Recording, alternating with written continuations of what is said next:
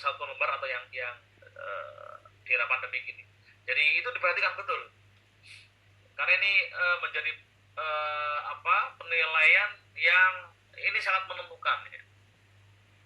Dan yang satu lagi tadi apa, RPP adalah menggambarkan satu aktivitas utuh dari sebuah proses pembelajaran. Itu nanti direkam lalu kemudian diedit sekitar 30 sampai 40 menit.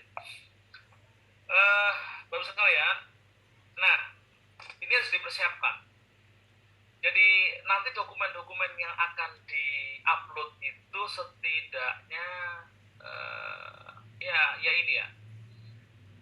di samping nanti ada portofolio yang lainnya ya. Jadi ini yang untuk perangkat belajar, ada RPP, bahan, LKPD, media, penilaian ya. Dan ini jangan salah masuk, karena ada ruang RPP sendiri, ada PP sendiri ya. Biasanya suka salah nih, RPP masukkan ke PP, PP masukkan ke RPP. Ini perhatikan betul. Maka kemudian mulai sejak saat ini pastikan itu bisa buka, melihat, coba ngecek buka MPPG Kemdikbud.go.id. Ini kalau nggak salah nggak ada titiknya deh, buka MPPG. Jadi usahakan sudah cek. Nanti kemudian ketika berkenaan dengan dokumen-dokumen, ya ini pastikan ukurannya kita ikuti ketentuan. Biasanya kalau hanya dokumen 1-2 lembar itu kan tidak lebih dari 5 mega. Jadi di bawah 5 mega. Biasanya begitu. Perhatikan di size-nya sehingga tidak gagal upload. Karena kan sering kawan-kawan filenya kebesaran karena formatnya foto small kemudian gagal upload. Kalau gagal upload maka tidak akan mendapatkan penilaian dan ujung-ujungnya adalah kegagalan. Nah, ini yang saya ingatkan berulang-ulang tadi, di RPP itu nanti Anda setelah mengupload RPP tadi kemudian dipraktekkan di hari tanggal 13 itu di kelas Anda real dan itu direkam. Ingat cara mengambil perekaman yang bagus. Posisikan HP atau kamera yang Anda pasang itu posisi yang strategis dan itu bisa menggambarkan aktivitas pembelajaran Anda secara utuh. Jika Anda misalkan mobile kanan kiri maju depan, itu gambar Anda nggak kepotong. Itu harus dipastikan. Taruh kamera di tempat yang strategis, yang pas. Anda ketika maju itu jangan sampai kepala kepotong misalkan gitu ya. Saya kira beberapa pertemuan kemarin itu sudah teknik itu sudah disampaikan saya kira oleh pendamping di LPDK masing-masing. Saya yakin sudah di bagaimana cara membuat video yang lengkap, lalu kemudian tahapan pokok yang dalam RPP itu nggak boleh terbuang, jangan sampai disingkir, jangan sampai ketika ngedit lalu itu yang tahapan pendahuluan, isi, inti dan kemudian penutup itu jangan sampai hilang di dalam video itu. Nah ini penting. Pokoknya RPP yang berapa komponen itu, 4 komponen atau 6 komponen itu jangan sampai hilang di dalam video itu. Ada boleh ngedit saja yang jelek-jelek ya. Edit aja yang jelek-jelek, salah ngomong misalkan atau yang tidak berkaitan sama sekali dengan materi yang disampaikan, itu silakan diedit. Jadi praktek pembelajaran itu kan realnya barangkali sampai 2 jam ya. 2 jam biasanya karena ngajarkan 1 minggu dalam 1 kelas itu kan biasanya pas agama itu biasanya minimal 2 jam. Nah, itu harus terekam semuanya. Nah, ketika mau merekam semuanya pastikan HP yang Anda pakai untuk perekaman memorinya mencukupi. Jadi kalau sekarang banyak foto-foto yang nggak kepake, buang. Banyak video-video yang nggak kepake, buang. Bersihkan sehingga ketika merekam 2 jam itu tidak ada yang ketinggalan.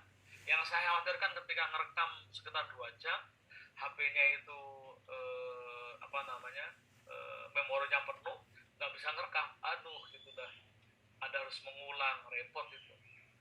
Nah perhatikan di situ ya poin-poin ini nanti, mulai sekarang perhatikan kalau misalkan rekaman 2 jam itu kira-kira nanti akan munculnya 10 mega, maka sisakan di ruang penyimpanan itu lebih dari 20 mega misalkan, atau kalau bisa 1 giga berarti sisakan di ruang penyimpanan kira-kira sekitar 3 giga biar lebih fleksibel.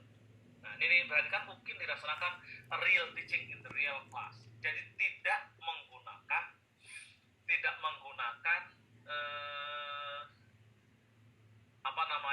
simulasi. Nah ketika proses pembelajaran Anda masih daring, maka proses perekamannya juga sebagus mungkin.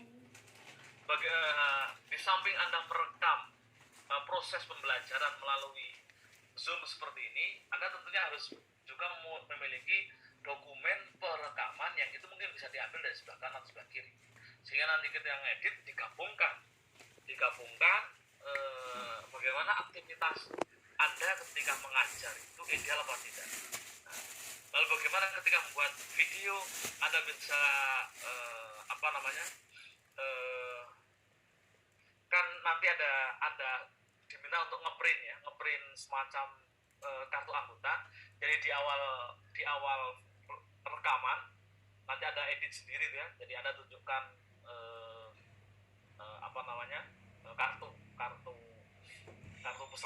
kartu pesertanya ya, tunjukkan, lalu kemudian baru proses penataan atau editing film itu dilakukan, mulai dari nanti nyouting RPP-nya, nyouting Anda ketika ngajar online-nya, sampai rekaman video pembelajaran Anda yang secara utuh yang ketika pakai Zoom atau pakai instrumen yang lainnya. Ketika luring, ketika real offline, ya berarti Anda harus bisa melakukan perekaman secara utuh dari awal sampai akhir dan seterusnya. Nah, dan diingatkan di situ ya, pada bagian awal video pastikan Anda memperkenalkan, menunjukkan kartu pesertanya, lalu kemudian pakaian rapi. Jangan sampai ketika ngajar misalkan ya, ini pakai Zoom nih, tahu-tahu bawahnya pakai sarung nih. Kalau kayak bapak-bapak biasa pakai Zoom itu yang rapi, atasnya bawahnya pakai sarung atau pakai celana pendek misalkan gitu. Itu kan hal-hal yang harus diperhatikan. Jadi mengajar itu diikuti dengan aktivitas fisik juga, kerapian dan kesiapan, sehingga memang betul-betul terlihat memiliki jiwa mengajar. Jadi siap, rapi, lahiriah dan batiniah. Video dibuat dalam satu rangkaian waktu pembelajaran. Jadi jangan sampai beberapa satu file tapi utuh gitu ya. Kalau misalkan Anda mau motong misalkan yang dari samping, pastikan ketika motong dari samping itu apa yang Anda sampaikan itu jangan diulang dalam video Zoom-nya. Jadi ada potongan yang kemudian tersambung antara dari samping dengan di layar dan seterusnya. Ini hal-hal yang perlu diperhatikan. Lalu kemudian di portofolio juga begitu. Nah, nanti saya sampaikan di butir portofolio itu adalah capaian atau CPL yang ketujuh. Jadi kita harus punya perangkat, punya dokumen, ya. Lalu kemudian nanti diupload, nanti akan dinilai. Nah, seperti apa nanti portofolio? Setidaknya ada 6 komponen, ya. 6 komponen sekali lagi dalam bukti portofolio itu.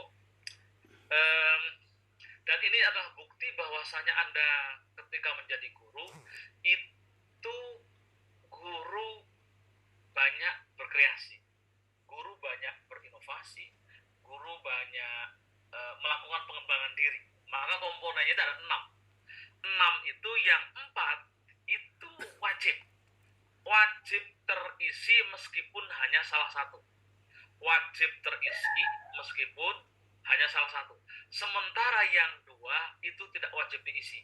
Tapi kalau Anda punya, harus dimasukkan. Rugi. Mentang-mentang nggak wajib lalu nggak wajib diisi. Rugi. Walaupun tidak wajib, itu ya kalau Anda punya harus diisi agar bisa menaikkan poin. Nah, nanti di poin-poinnya itu apa sih yang kemudian misalkan dalam aspek penelitian dan publikasi, apa bentuknya apa? Ini yang populer adalah bisa hasil penelitian tindakan kelas, bisa penelitian yang dimuat di jurnal yang OJS misalkan, atau jurnal yang tidak OJS nggak apa-apa, yang penting Anda pernah melakukan penelitian. Nah, tapi kalau misalkan Anda nggak punya, ya jangan dipaksakan. Nggak punya, dipaksakan.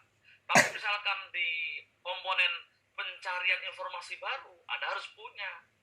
Ini adalah aktivitas-aktivitas mengikuti berbagai pelatihan seperti forum PPG, KKG, diskusi FGMP, diskusi guru, seminar, pelatihan, lalu ada sertifikat. Nah, jadi dimasukkan. Nah, pastikan sertifikat yang bisa dipertanggungjawabkan. Karena ada yang sertifikat mungkin dipalsukan atau palsuan, dibikin macam-macam ya. Itu biasanya penguji sudah tahu informasi mana, bisa bedakan mana sertifikat yang asli dan mana sertifikat yang diadadain misalkan begitu. Nah, lalu kemudian di pengabdian masyarakat itu komponennya seperti gini. Anda cari keputusan-keputusan kepala sekolah, mungkin barangkali Anda pernah menjadi panitia PHBI, barangkali Anda pernah menjadi panitia ujian, pendidikan siswa baru, bahkan juga pernah menjadi ketua RT, boleh gitu.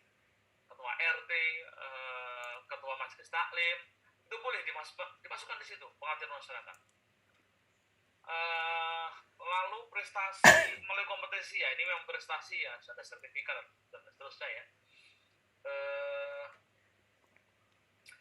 Sementara mengenai inovasi guru ya, diharapkan pernah barangkali pernah membuat bahan tayang, bahan presentasi, aplikasi untuk evaluasi, aplikasi untuk motivasi video pelajaran ya, yang bisa mensupport atau berikan motivasi ke peserta didik,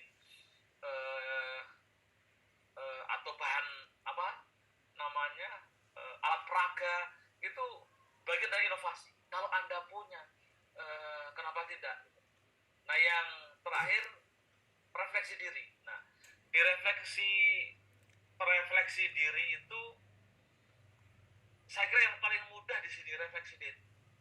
Ini kalau sekarang Anda sudah tahu komponen refleksi diri, nanti saya sampaikan poin-poinnya seperti apa refleksi diri. Jadi Anda buat selama 3 tahun belakangan sebelum ikut PPG, buatlah secukupnya. Kalau misalkan mau per semester 1 kan berarti 6 refleksi diri. Per semester itu 0,5 per dokumen itu 0,5.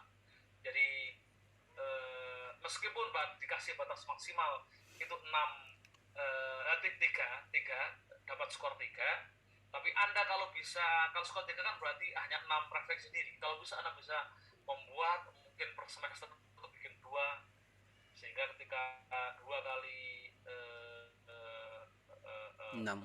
3 tahun kali 6 berarti sekitar ada 12. Nah, itu lebih keren kelihatan kalau Anda ketika bikin refleksi itu terlihat alamiah, terlihat natural dan nilainya maksimal. Jadi ini yang diingat ya, pokoknya 4 dari 6 untuk portofolio yang diupload Anda harus persiapkan sejak dini, dan yang paling memungkinkan bisa full itu harus di refleksi diri. Kalau yang lainnya mungkin akan jadi problem. Nah, ini contohnya gini. Jadi di melakukan penelitian dan publikasi itu skor adalah 4 per penelitian. Kalau hanya penelitian, misalkan Anda punya penelitian PTK dilakukan tahun 2020 atau 2018 atau 2019, kalau Anda melakukan penelitian yang itu belum diapa-apain, itu nilainya kan 0,5. Nah, Tapi kalau misalkan kemudian Anda punya artikel itu di nasional, itu bisa bisa 3, nah, misalkan begitu. Ini kan berat nih karena nggak bisa mendadak.